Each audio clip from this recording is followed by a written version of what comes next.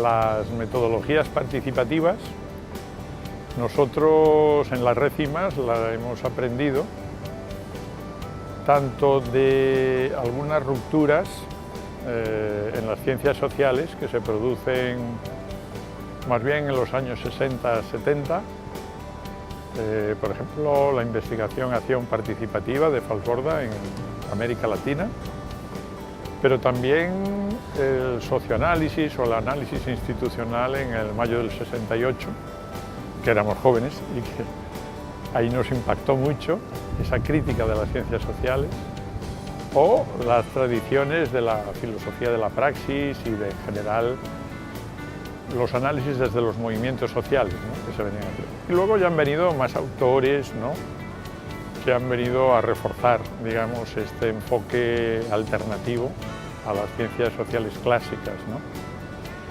Pero no solamente autores, yo sé, aquí en España siempre echamos mano de Jesús Ibáñez, ¿no?, o de las teorías de la complejidad de von Foster o de Morin, o también con Galtung y con, yo sé, en América Latina con Carlos Matus, o bueno, una serie de autores, ¿verdad?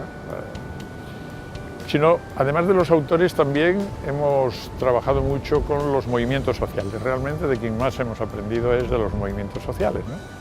Tanto de movimientos sociales de pueblos originarios en América Latina sobre todo, y sus metodologías de relacionarse comunitarias y de construir planes comunitarios, etc., como de los movimientos indignados, incluso últimamente, ¿no?, aquí en España y en otros lugares del mundo, ¿no? Y lo curioso es que hemos visto que, yo qué sé, metodologías que se aplicaban en la India, por ejemplo en el estado de Kerala, ¿no?, que es el más representativo, son muy semejantes a las que se pueden utilizar en América Latina o las que se pueden utilizar sobre todo en el sur de Europa, y que tienen muchas semejanzas entre sí, aunque no se conocen entre ellas.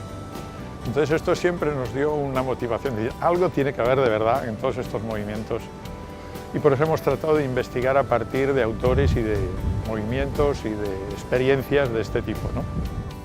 Bueno, el enfoque que hemos desarrollado, lo más importante no es tanto la parte ideológica, no es tanto la parte, digamos, de tipo teórico, conceptual, de principios que nos estamos usando, sino nos parece mucho más importante la parte metodológica, porque la parte metodológica, el por qué se hacen las cosas, que está vinculado al para qué y para quién se hacen las cosas, en ese sentido nos parece que hace concretar las ideas, ¿no? Sí, que tenemos que ser participativos, bueno, pero eso cómo se demuestra. Entonces, si uno tiene que ver en las metodologías, en el enlace entre técnicas, cómo se van enlazando y por qué unas sí y por qué otras no, entonces uno tiene que estar dando cuenta racional, pero también una cuenta práctica, sirve para algo esto, es decir, la gente realmente participa. Y en ese sentido la metodología yo creo que es un nudo muy importante. Bueno, tenemos una página web en la red CIMAS que se puede consultar abiertamente. Hemos sacado un libro que anda por aquí, recientemente, hace un mes. Y lo que ahí se dice sustancialmente son, bueno, unos cuantos pasos que en casi todos estos procesos se repiten en cierto orden, ¿no?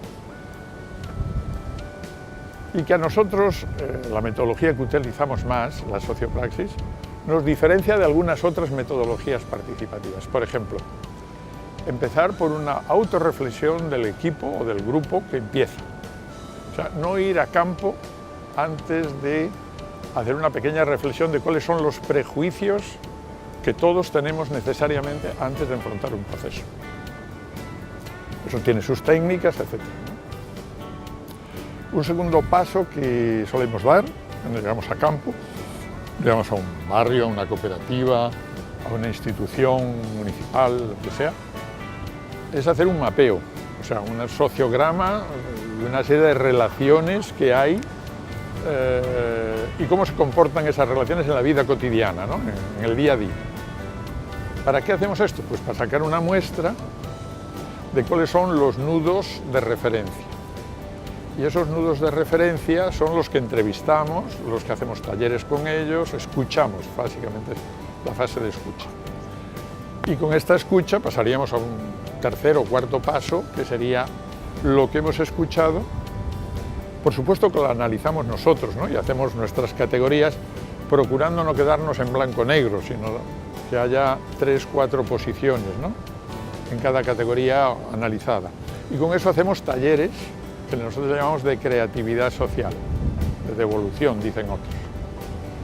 Entonces, con esas devoluciones, bueno, ya la misma gente que ha participado desde el principio es la misma gente que analiza hasta dónde quiere llegar y qué es lo que cree que es su autodiagnóstico. Y ya queda un último paso, nada más ahí, bueno, que puede dividirse en 2 o 3, pero básicamente es hacer un plan, una planificación participativa, que es, bueno, qué es lo que habría que hacer, qué resultados hay que dar, en definitiva, a partir de ese autodiagnóstico. Entonces, son como una articulación de técnicas y metodologías que deben tener un sentido en sí mismo, dure el proceso unos meses, o dure un año, o dure varios años. Todo esto, ¿para qué?, ¿no? ¿Y para quién? La pregunta de fondo que siempre nos hacemos. Bueno, pues básicamente para los sectores populares entendidos en un sentido muy amplio, ¿no? Es decir, estamos en una sociedad desigual, estas metodologías las puede utilizar cualquiera, pero nosotros queremos que básicamente han nacido de los movimientos sociales para cambiar las situaciones, no para conformarse con lo que hay, para mejorar la calidad de vida de la gente, de las mayorías de la gente, sectores necesitados, sectores medios, sectores de todo tipo, ¿no? Lo que se suele decir ahora, ¿no? Excluyendo a ese 1% que tiene el poder económico, político, mediático, ¿no?, y que no le interesa esto salvo para manejarlo a su antojo. Entonces, para cambiar las cosas, ¿cómo?, ¿no? Eso es lo que se suele decir para el cambio, para la transformación social, no al servicio de ningún partido político, ¿no?, pero sí al servicio de una idea sociopolítica amplia. Muchas veces hemos dicho, bueno, el Foro Social Mundial, por ejemplo, recoge muchas tendencias mundiales de muchos movimientos diversos, ¿no? Yo creo que es el referente sociopolítico que a nosotros nos convence más y que le da un sentido, más allá de una técnica o de una metodología, a lo que nosotros tratamos de hacer. Es un sentido de generar consensos, de no enfrentar a unos con otros entre los sectores populares, entre la gente, entre los movimientos sociales, sino justamente lo contrario, que son metodologías para construir colectivamente. Para construir colectivamente entre esa mayoría de la gente, 99%, de abajo para arriba, como ustedes le quieran llamar, ¿no? Pero eso se puede hacer y lo que nosotros hemos estado experimentando en los últimos, digamos, 20 años es justamente eso. Es decir, podemos hacerlo en los barrios, en los municipios, en las cooperativas, en los movimientos sociales, en redes que pueden construir colectivamente más allá de que haya líderes o no haya líderes, más allá de que haya piques o no haya piques, que siempre los hay, ¿no? Cómo construir democracias, nosotros llamamos democracias de iniciativas desde abajo, con unos circuitos paralelos o en paralelo, si quieren ustedes, a el circuito de la democracia representativa, de la democracia de partidos. Estamos hablando de otra cosa.